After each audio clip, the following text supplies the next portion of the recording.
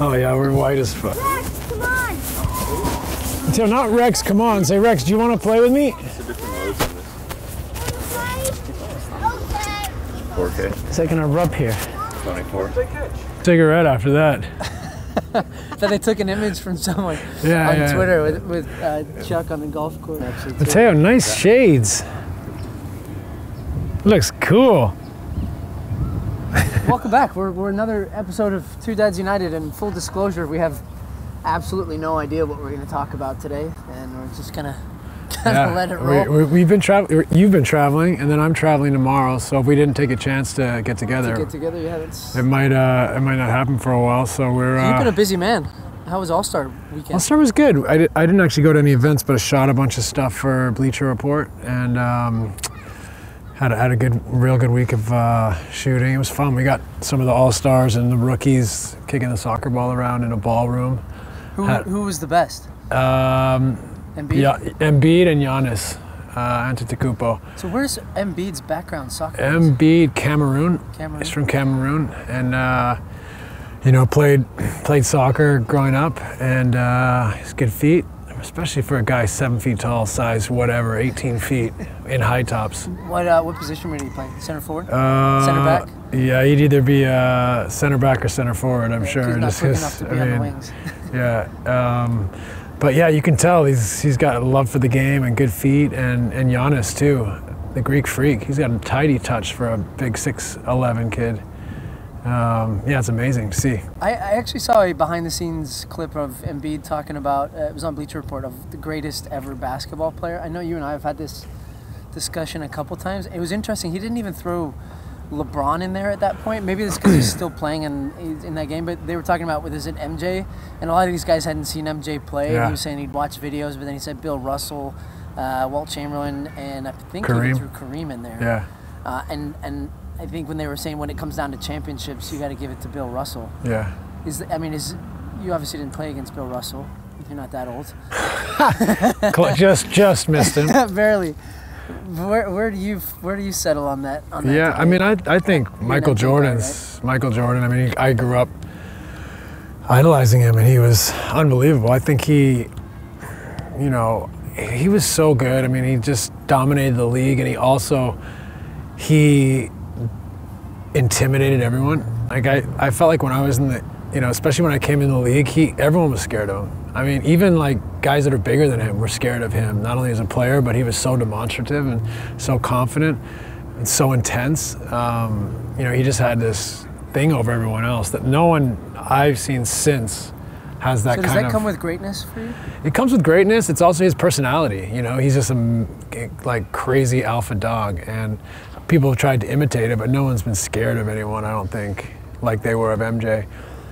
So I put him up at the top. It's so impossible to pick generations. I mean, I think a lot of kids growing up today probably think LeBron's the best player to ever play the game. A lot of Lakers fans who are under 30 think Kobe's the best Laker of all time, whereas over 30, a lot of people think it's Magic Johnson and Kareem Abdul-Jabbar. So generations are divided. It's impossible to say one generation to the next, because we as human beings have evolved, everyone's bigger. Right? And that's why you can't compare generations, because I love it when they're saying, well, I think they was talking about Will Chamberlain or maybe Bill Russell, saying he could have jumped out of the gym and could have jumped over a lot of the guys today, but today's game is so much more athletic. There are so many, big, strong, physical players. The rules as far as touching and the way that the game is called from a refereeing perspective is different. And that, I think when I transition that to soccer, I look at this generation that we have now, and just two players that have been so dominant. Ronaldo and Messi. When you go back to Maradona and perhaps even when Pele, I know there was a little rivalry there, but still they weren't in the same league. They weren't playing against each other in the Champions League. They weren't matching each other for goal totals the way that these two are. And I don't know when the next generation that we'll see like this. That's why I don't get sucked into the debate of Cristiano or Messi, where I think I'm a Messi guy. Not talking in the actual sense of being Messi, but I would take him all day, every day, and I just enjoy the fact that we can watch these guys. Yeah, absolutely. It's impossible to compare. I mean, they played in a different time. Not only has the game changed and evolved, but I think human genetics have evolved. I think technology has evolved. Like, think about those guys playing in the NBA in Chuck Taylors, low-cut Chuck Taylors. I mean, the game's not going to be as fast, right? You're not going to change directions and, do the same things. Playing styles, don't you feel that that would be able to? I mean, I think the way that you played the game, you'd be able to play it in any generation because of that. You're a real creator and felt the game and read the game, whereas there's some power players that perhaps that can run and gun, but maybe in more of a slower paced game wouldn't shine the way that they do. You never know. Like, especially back when I came in the league in the 90s, it was a lot more physical. You could put your hands on people, and it slowed the game down. It was kind of an ugly game, to be honest. There's a lot of isolation play because the illegal defense rules, you'd have 2 guys playing iso ball on one side and 3 guys lifted. There used to be above the foul line and outside the hash mark, so you had to put them in the parking lot and 2 other guys would play, but you could wrestle, and so certain guys in that era, were big and strong and could get away with that isolation ball wrestling and stuff, but then if they step into today's game, they would struggle with the pace and mobility and speed of play. So, I mean, even a guy like Draymond Green, I think he's an unbelievable player. He's the type of guys that they might not have given a chance to back in the day when you had that big power forward. It had to be 6'9", 250, had to post up. I mean, aren't we lucky, though, that that's not the case anymore in my eyes, that we can have a guy like Draymond Green that can guard multiple positions, can play point forward, can play with that, just such a versatile style of basketball, making his teammates better. I'm happy where the game's at right now. But do you feel now the way the coaching has gone? Because I feel a lot of times, especially in the U.S., specifically, you look at coaching, it's a lot on weight training and power and physicality, and as opposed to sometimes the fundamentals get lost within that. And I know you're big on fundamentals, and I was the same. I used to train with the ball against the wall and play it with my right foot, play with my left foot, take touches, always look around, and I felt that really helped the way that I played, and I read the game well and felt the game out. And I'm not the biggest, clearly, not the strongest, not the fastest, but was more of a link-up player. And I think now when I look at it, these kids are starting doing weight training and speed and agility work at 10 years old. And in many ways, if you feel like if you're not doing that, you might get left behind from a physical perspective. I think all these tools that we have nowadays are great, but you got to prioritize, right? And I think there's nothing like having the skills and fundamentals, right? Yes, weight training at the right and appropriate time should be a part of what you're doing as far as performance and injury prevention, but you shouldn't be lifting weights at the detriment of your overall skill level or hours playing the game where you develop a deep understanding of it. So there's a time and place for everything. It's a matter of how you prioritize. And sometimes I think we do push kids so far in one direction instead of having a nice balanced approach to their development. Spurs. How you feel about the Spurs?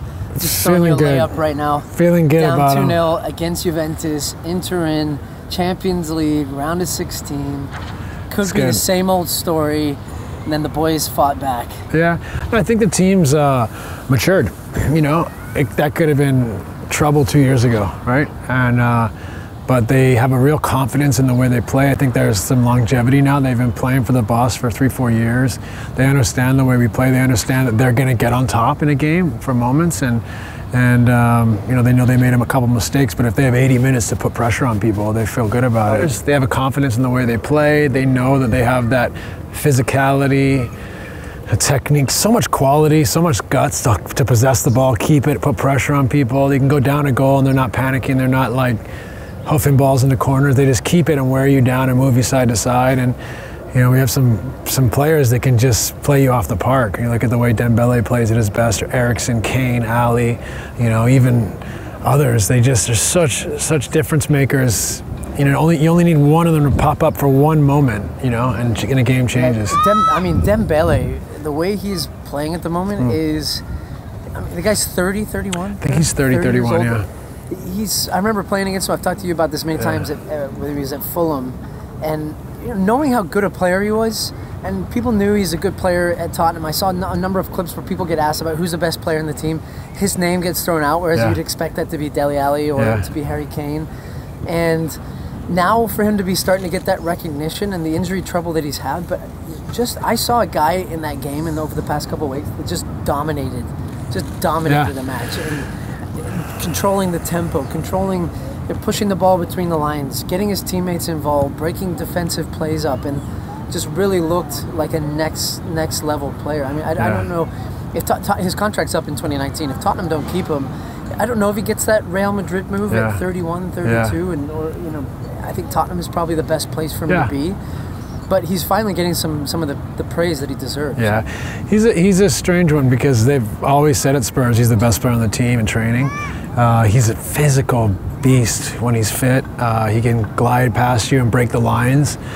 He's not great in the final third, but he's dominant in the midfield when he's fit. But he's got this foot issue. They say he's never going to be pain-free anymore ever again. So, just managing him. Yeah, when was I?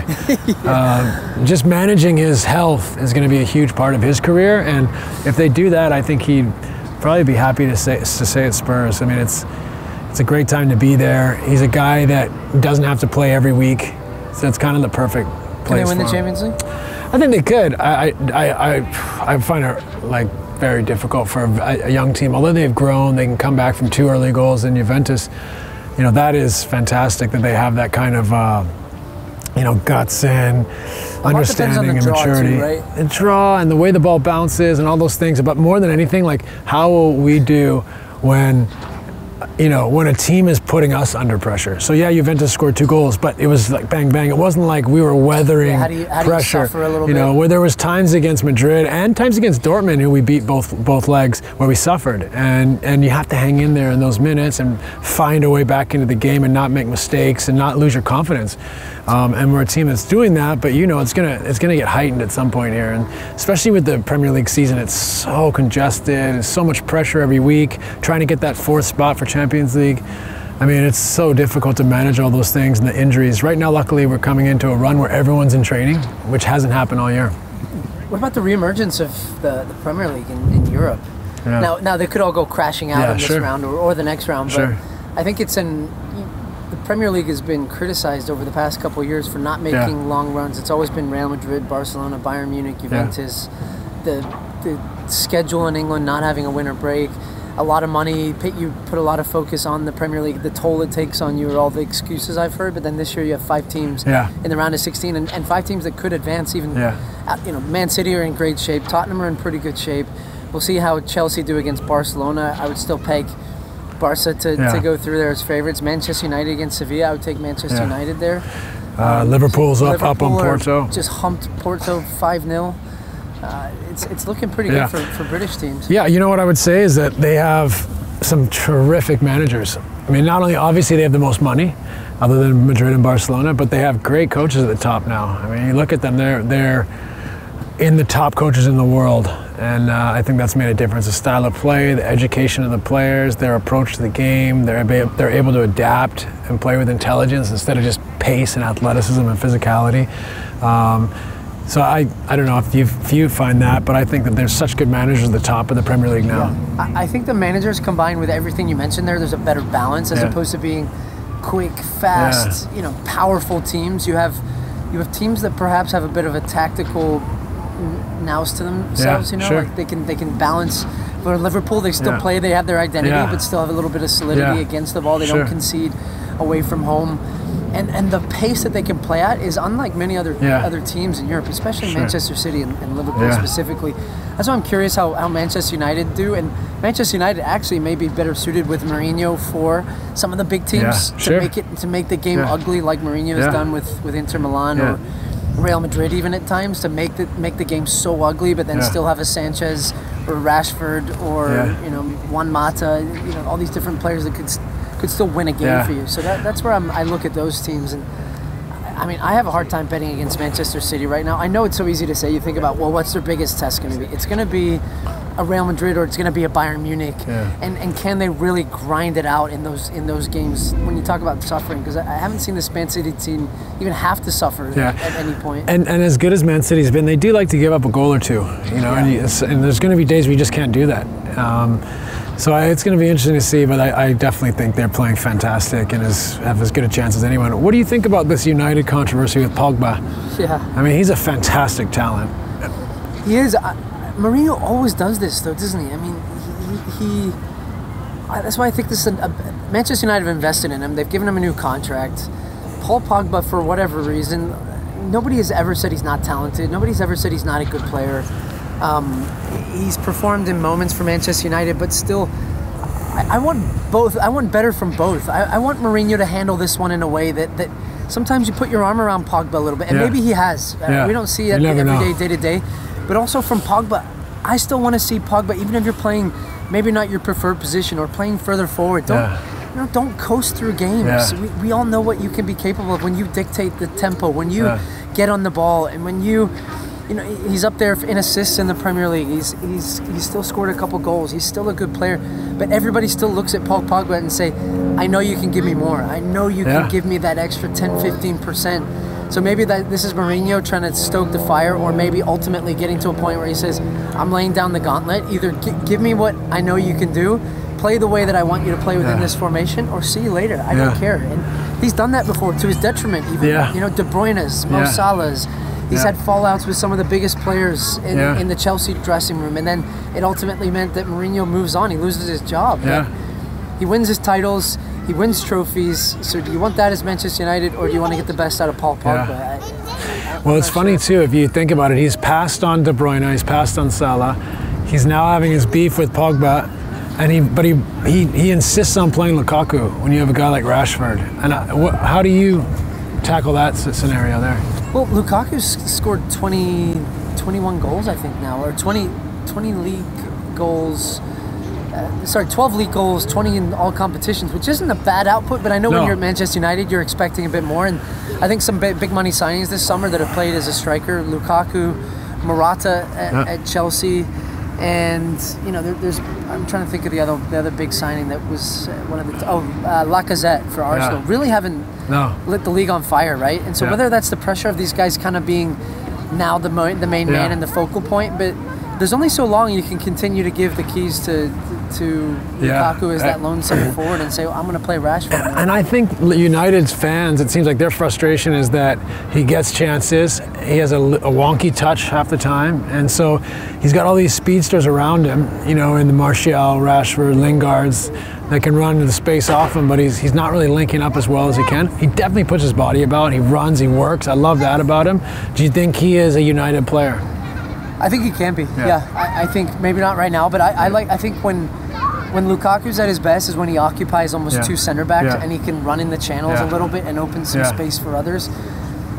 But he's still not clever enough in his hold-up play. When even like someone who gets a lot of flack for this, but Giroud, just watching his back to goal play is pretty good at times, and being able to play on the half turn and connecting and allowing players to run off him. So if you have a guy who can do both that and then get on the end of things in and around the box, I'd take you. I think Lukaku still has a little bit of room for growth. When I think of all-time great Manchester United center forwards, he's not even in that conversation yet. It's tough. I think it's a tough one for United. I guess you could pick at Martial, Rashford, and Lingard as well. But man, I'd love to see them play Martial and Rashford on either side of Lukaku, or you know, take Lukaku out and play Lingard and play a three up front. Because that's a lot of dynamism and pace, you know. And if you have Pogba further forward in the hole, or a Mata, and you have, you know, guys like Herrera next to Matic, that's a lot of attacking force and pace. They can draw people out wide, get in the corners, you know, open up space in and around the box.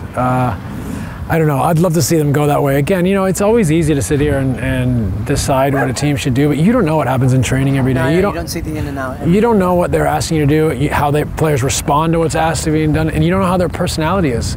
You know, how do they react to adversity? How do they react to a job or a challenge? Those are the things you see every day in training, and it's going to make a coach say, no matter how talented this person is, we don't have as big a chance to win because he doesn't have the guts to do it. All right, I'm going to give me your predictions. I'm going to put you on the spot. Champions League and the Premier League.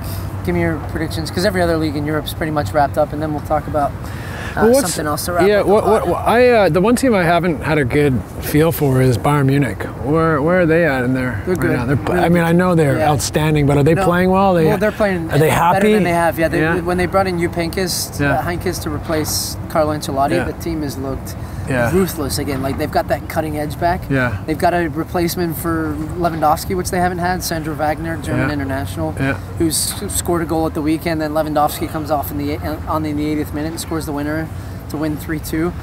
So, you know, they're pretty strong favorites in my book. Yeah, I mean, I would say City and Bayern. City, Bayern, and I would say Barca and Madrid, the four. That's my final four. You know, I mean, that's an easy. That's what I just picked the easiest four. But you know, for me though, like I could sit here and make a prediction. The reality is, in football, you know how it is, right? It comes down to like the minor details, and a lot of that comes down to where is a team mentally at that stage of the season. Like, have they been exhausted by league play? Are they having a little in-house fighting? Are they having a dip in form? And so I think those are the things to watch when we get to the later stages. All right. Well, there was a pretty big tragedy this last week in Florida with a shooting at a school, and I know it's something you've been very vocal about, especially publicly, with regards to just gun violence and that whole tragedy in general. And you know, I wanted to have a little conversation because I think you and I feel pretty strongly about this. Yeah, I mean, look, I understand this is a really tricky territory for America. You know, it's not as tricky in Canada, Great Britain, Australia, Argentina, countries that really limit guns and have had tremendous success. So somebody who comes from Canada, whose parents are from the UK, who's been to Argentina, Australia, and sees the success they have, it's a lot easier for me to feel like, you know, that we should really limit guns. I would still say second best and incredibly important is making it incredibly difficult for people to get guns and having a serious background checks. I think in Canada, you know, that plenty of people have hunting weapons, but you have to not only pass a very deep background check, you also have to pass storage checks. So where are you going to store it? In what facility? What part of your house? How secure is it? Like all these measures, and they're not automatic weapons, right? So I think at very minimum, no more automatic weapons, and no more and deeper and stricter background checks at a minimum. You know, I was reading the story about the kid who shot all the people, and the family that he was living with, the guy said, well, I thought I had the only key to the safe, and he didn't realize that he had a key to the safe, and he said he'd only ever opened it 2 other times with him, once for him to clean them and once for him to see them. What is the point of him owning a gun? You know, and not knowing someone is. It's an automatic weapon, right? It's an automatic weapon. It's an automatic rifle. I don't know why you'd ever need an automatic weapon. You know, a lot of people say, well, we want the right to, it's in the Constitution. Well, the Constitution's hundreds of years old and outdated and antiquated and being refined and changed in other ways. But the NRA lobbyists, they spit this dogma that, you know, someone's taking away your freedoms, which isn't true.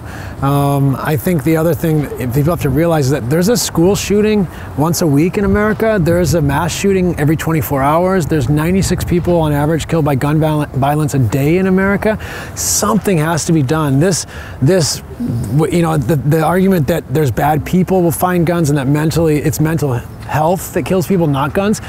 There's mentally ill and bad people in the rest of the world, and the numbers are astronomical compared to those other countries. You know, they have had great success with buyback programs, and people say, how are you going to buy back 300 million guns? Okay, let's try to buy back 10, and let's try to back 100 and 1,000 until we get to 100 million, and you know, like, let's do something. And right now I feel like the majority of Americans want stricter background checks for gun purchasing, but the NRA has pitched this thing and held up in Washington where they're fighting all common sense gun laws. So measures that will make it harder to get a gun, keep guns away from schoolyards and children, they're fighting all of them because they want as much access as possible because someone's getting really rich off guns. Their money, And I think at this point, you know, I haven't always talked publicly about this because it's, as you know, when you wade into these discussions, it's almost impossible to win with people that see their one way, as opposed to having a conversation and educating, and then also being willing to listen. But I feel staying silent at this point, you almost become an accomplice to part of this. And I think we do have to take a stand, and you do have to, you know, vote for politicians that are against this type of thing and having their campaigns by that and making it more difficult. But you know what? You have to try. You know, it's like you said, you have to try something. Whether it's okay stating facts of, well, you know, it's the right to bear arms and this is part of the Constitution. Well, let's try and limit gun laws, and let's see where that goes. Let's see how many gun shootings there are this year, because ultimately, I'm a father now, and this is where it hit me deeper, is when you think about my daughter going off to school that day, and it's a chilling thought for those parents, right? That their kid goes off to school, they're off to learn, they're with their friends, they're getting educated, and then somebody brings in an assault rifle and shoots up kids, and people are dying. And you know, that's a thought that hits me hard as a parent. And people say that, you know, I want a gun to protect myself. But the reality is, if you own a gun and you have a gun in your home is much more likely to have gun violence. You know, if someone's going to intrude on your home, you know, largely they're coming to steal something, right? If you have a gun, we've got a problem. If you don't have a gun, they're going to take what they want and they're gone, most likely.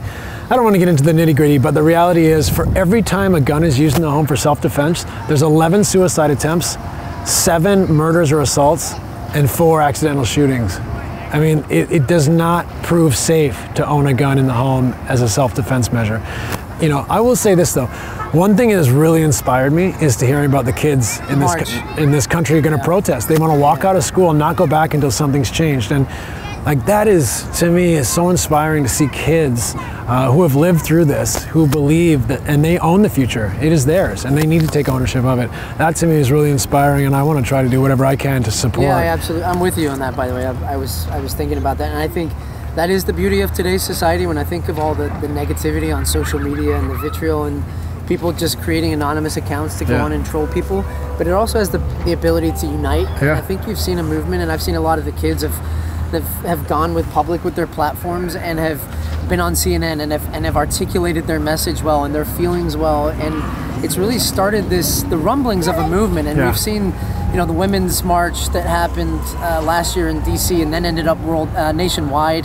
The power that can do of just sending a message. You might not get everything changed overnight, and if kids are going out and marching in high school and saying until things get changed, things may not happen but people are going to take notice. You can absolutely believe that. And then also, politicians that have the ability to make change in office, they're going to realize that they can have people behind them and supporting them. That's things that they believe on and that they want to run on. So I'm with you there, man. I'll do absolutely everything I can. It's you know, you don't have to agree with my views, and maybe my views are too extreme for most Americans. I don't know, but what I would say is that we have to agree that something needs to be done. Let's make any measure, and then let's make another measure, and let's continue to make it safer. It's just, we are afforded so much in this great country, this great part of the world, this great life we have, and 96 people a day are dying due to guns. I mean, it's unheard of, you know, like, it's like a war zone, and that's just not the way it should be. School shootings every week, mass shootings every 24 hours. It's totally unacceptable. Can we agree on that? Yeah, I absolutely. That's what I would say to people that maybe we don't see eye to eye on the complete issue, but can we not agree something needs to be done to make... And find a medium, right, about compromise in some way. At least trying to give a little bit to try and make this better, because if you continue down this path, it's only going to get worse. And I would say that divide between us is fed on by the NRA. They love that there's this little divide, and that people are polarized on this issue, and they just are able to keep us apart, keep us deunified, and they're able to win. And I think the kids are the ones that are going to be able to make the difference here. So I'm excited for that. So I've got one question for you then. As athletes, sports stars, you're kind of told as well you shouldn't have a voice here. What do you think about that? Stick to sports. Stick to sports is I mean, that's as old as the Constitution, as far as an outdated opinion. I think, you know, people will say, "Oh, I don't like my sports with my politics," and and that's why NFL ratings are down, or that because people chose that to use their platform, you know, for their right to protest. Yeah. I tell you what, you should not stick to video or lighting. Looks like that. They see the light when it bounces off their face like that. That's what you're gonna get. See what I'm Mateo. Good stuff. Yeah. No, I think here's the thing, right? Like, people say stick to sports. Like Fox Sports, the lady the other day, absolutely disgraceful go at LeBron James. Not Fox Sports, Fox News. Fox News, sorry. Don't lump Fox Sports with Fox News. Fox News. Fox News, she's had a go at LeBron, dripping with racism, uneducated, unprepared to say what she said about him. LeBron's given, I think, $41 million in scholarships to underserved kids. She's saying all these horrific and uneducated, uninformed views about LeBron James. Yet Fox then brings on celebrities Kid and Rock. people with no background to talk about climate change, to talk about politics, but LeBron James can't have a view because it's opposing your view. I mean, the stick to sports bit is gone. I think that's of the past. I think social media has worn that out, and not always for the better, but largely, completely an improvement that people are talking, people have a platform. Of course you get trolls, of course you get disagreement and vitriol, but overall I think it's a place where people can have a forum. You know, we went from an age where we used to have town halls and everyone meet in their little town centers, and then the world got bigger and there's no more town hall and people got very disparate. But now with social media, I think a lot more people are building communities and informing each other, and there's a lot of power in that as well. But I also think that goes hand in hand, that the stick to sports with athletes are uneducated, which, you know, Right. is a stereotype that is completely untrue. Sure. Just because an athlete, even like LeBron James, goes straight out of high school and goes to play in the pros, a college education doesn't Right. equate being intelligent. Right. You know, it Sure. doesn't mean that you can't have an intelligent view Sure. or be educated on a subject or something that you've done your research or you've worked about. And I think now more than ever, you're actually seeing former athletes and coaches. I know that Popovich and Steve Kerr are very outspoken, and people might not agree because they're very, you would say, more left and liberal, but I love their takes because they do address both sides and they do address the facts, and they clearly have done their research, and they're using their platform to then educate others or foster discussions that ultimately people will get better from. So I hate the stick to sports thing. And you know what? Just not every athlete partakes, and they don't have to. Some like to stick to sports, and some like to be able to. And that's largely the conversations problem, about is that people aren't used to athletes saying as much. You know, there's only been a few with big voices over the course of history. Now there's a lot more stepping up. It's great. I think it's great. I think we're lucky to have people like Pop and Steve Kerr who are extremely intelligent. And like you said, there's a lot of athletes out there that have incredible life skills and life experiences that no one can relate to. LeBron James is a CEO many times over with what he's built out of his career and image. And how many people he's changed their lives, those around him, directly, indirectly through his foundation, how many people he's affected.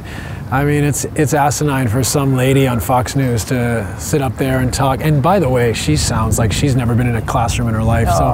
That's where I mean, she's also, at knowing TV, she's taken her 5 minutes and having a pop at someone, and now a lot more people know who she is probably because of what she did. But why is that any different than an athlete using his platform to promote a brand or to promote their charity and to raise money for charity, or wading into discussions that they feel passionate about? Yeah. Well, what's amazing is that, like, Jemele Hill said some things this year about Trump, and she gets reprimanded somewhat, and there's discussions at ESPN about her future.